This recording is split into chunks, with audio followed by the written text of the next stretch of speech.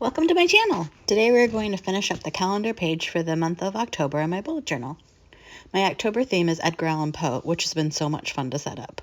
He's so dark and gloomy and weird, perfect for October. I use a calendar for visual reference and list events in a traditional bullet journal method monthly log page. I need the calendar to be just large enough for the date. I'm a visual learner, so seeing dates and weeks in a monthly graphic, like a calendar, is helpful to me to grasp the overall bigger monthly picture. The monthly and weekly logs are helpful for the details and actual events of the day. I like having both, but it's not necessary for everyone. These boxes are 4 grid spaces high and 3 grid spaces wide, a perfect fit for my typewriter number stamps.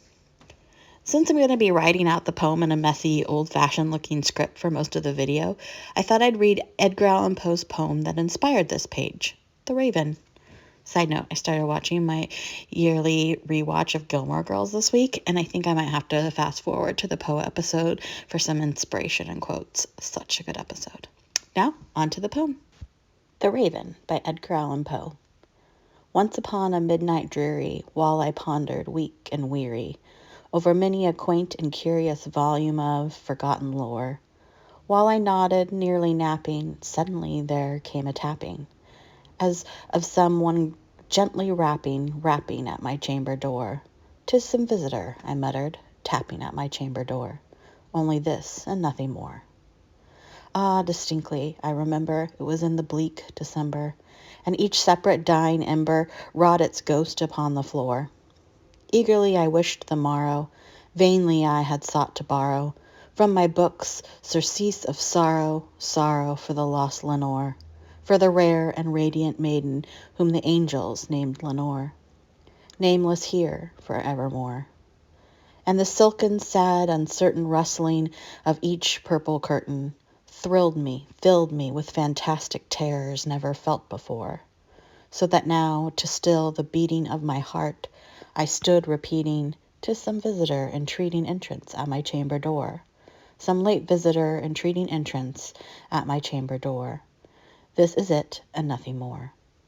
Presently my soul grew stronger, hesitating, then no longer. "Sir," said I, "or madam, truly your forgiveness I implore, but the fact is I was napping, and so gently you came rapping, and so faintly you came tapping, tapping at my chamber door, that I scarce was sure I heard you. Here I opened the door, darkness there, and nothing more.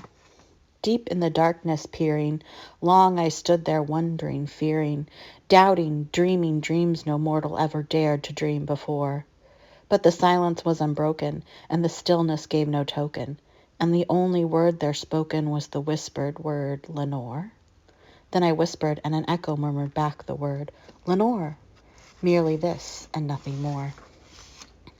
Back into the chamber turning, all my soul within me burning, soon again I heard a tapping, somewhat louder than before. "Surely," said I, "surely that is something at my window lattice. Let me see, then, where thereat is, and this mystery explore. Let my heart be still a moment, and this mystery explore. 'Tis the wind, and nothing more." Open here I flung the shutter, when, with many a flirt and flutter, in there stepped a stately raven of the saintly days of yore. Not the least obeisance made he, not a minute stopped or stayed he, but, with mien of lord or lady, perched above my chamber door, perched upon a bust of Pallas just above my chamber door, perched and sat and nothing more. Then this ebony bird beguiling my sad fancy into smiling, by the grave and stern decorum of the countenance it wore. "Though thy chest be shown and shaven, thou," I said, "art sure no craven, ghastly grim and ancient raven, wandering from the nightly shore. Tell me what thy lordly name is on the night's Plutonian shore." Quoth the raven, "Nevermore." Much I marvelled this ungainly fowl to hear discourse so plainly, though its answer little meaning, little relevancy bore. For we cannot help agreeing that no living human being ever yet was blessed with seeing bird above his chamber door, bird or beast upon the sculptured bust above his chamber door, with such name as Nevermore. But the raven, sitting lonely on the placid bust, spoke only that one word, as if his soul in that one word he did outpour. Nothing farther than he uttered, not a feather, then he fluttered, till I scarcely more than muttered, other friends have flown before. On the morrow he will leave me, as my hopes have flown before. Then the bird said, Nevermore. Startled at the stillness broken by reply so aptly spoken, Doubtless, said I, what it utters is its only stock and store, caught from some unhappy master, whom unmerciful disaster followed fast and followed faster, till his songs one burden bore, till the dirge of his hope that melancholy burden bore of nevermore. But the raven, still beguiling all my fancy into smiling, straight I wheeled a cushioned seat in front of bird and bust and door. Then, upon the velvet sinking, I betook myself to linking fancy unto fancy, thinking what this ominous bird of yore, what this grim, ungainly, ghastly, gaunt, and ominous bird of yore meant in croaking nevermore.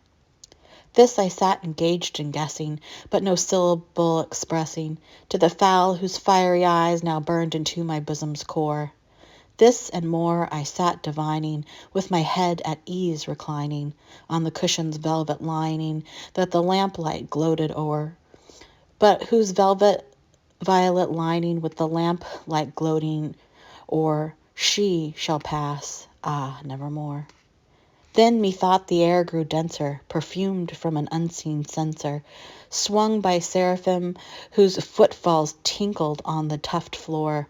Wretch, I called, thy God hath lent thee, by these angels he hath sent thee, respite, and nepenthe from thy memories of Lenore. Quaff this kind nepenthe, and forget this lost Lenore. Quoth the raven, Nevermore. Prophet, said I, thing of evil, prophet still, if bird or devil, whether tempter sent or whether tempest tossed thee here ashore, desolate yet all undaunted, on this desert land enchanted, on this home by horror haunted, tell me truly, I implore, is there balm in Gilead? Tell me, I implore. Quoth the raven, Nevermore. Prophet, said I, thing of evil, prophet still, if bird or devil, by that heaven that bends above us, by that God we both adore. Tell this soul with sorrow laden if, within the distant Aidenn, it shall clasp a sainted maiden, whom the angels named Lenore. Clasp a rare and radiant maiden, whom the angels named Lenore.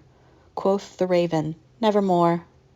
Be that word our sign of parting, bird or fiend, I shrieked, upstarting.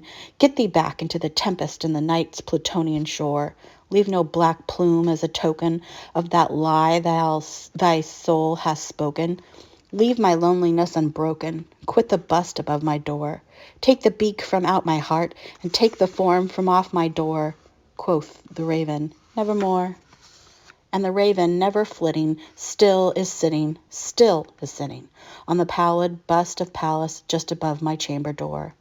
And his eyes have all the seeming of a demon's that is dreaming, and the lamp light o'er him streaming throws his shadow on the floor. And my soul from out that shadow that lies floating on the floor shall be lifted nevermore.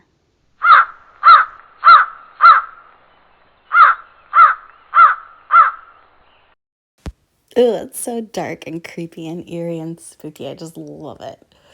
I'm obviously not a professional narrator or dramatic actor, so I hope you enjoyed my just normal reading of The Raven. It's such a cool poem. I'm going to just finish up writing out part of the poem as the background of this page. And then later I stamp the calendar in with my typewriter stamps. I put the days of the week at the bottom just to try something new, and I don't like it, but that's okay. How this page turned out, I think it's really fun, and I'm going to have a lot of fun doing the rest of the Edgar Allan Poe pages. Here's the finished product. I really like how it turned out. I hope you'll stick around and subscribe. Thanks!